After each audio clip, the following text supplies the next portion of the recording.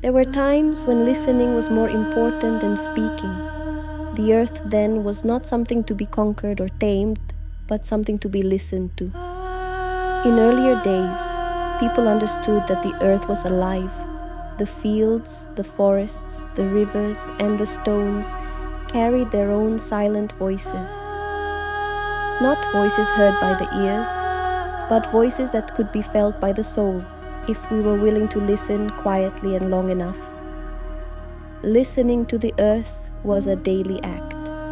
It was in the touch of hands to the soil before planting a seed.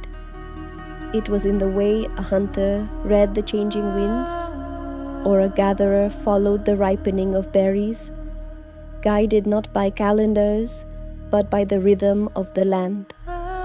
The earth spoke through the patterns of the seasons, the migration of animals, the flowering of certain plants at certain times.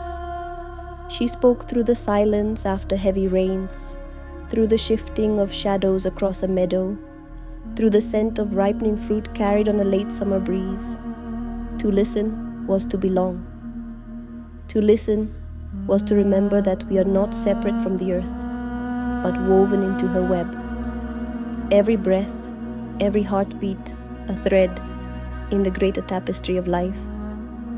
In the hurried rhythm of modern life, we have forgotten how to listen. We have learned to speak, demand, shape, and control, but not to receive, not to hear. And yet, the earth has not stopped speaking. She still whispers in the rustling of autumn leaves underfoot, in the slow thaw of a winter morning, in the slow unfurling of a fern in the shade of the forest.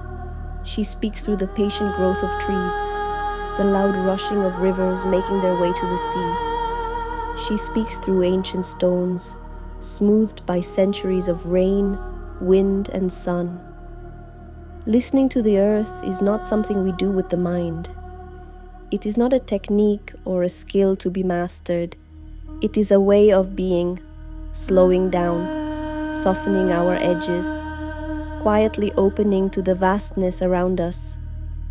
It means standing barefoot on the cool morning grass, feeling the pulse of the soil beneath our feet. It is stopping before entering the forest, breathing with the trees, waiting for the subtle shift that says, "You are welcome here." It is touching a river stone and feeling not just its surface, but the long journey it has traveled to reach your hand. Listening is a form of reverence, a way of saying, "I am here, I am present, I am willing to be changed by what I encounter." The people of ancient times knew this. They knew that survival depended not only on knowledge, but on relationship.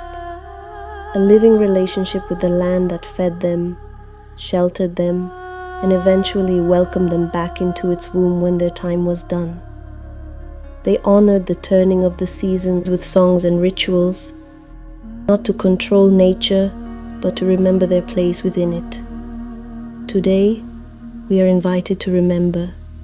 It is not about returning exactly to the paths of the past, but about awakening the old senses within us, stepping outside without goals and deadlines, and once again learning from the earth. Maybe it begins with a single breath, pausing at the edge of a meadow where golden grasses ripple like a quiet sea.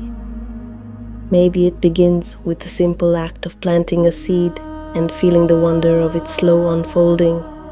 Maybe it begins with listening, not for words, but for rhythms, currents, and the invisible pulse flowing through all things.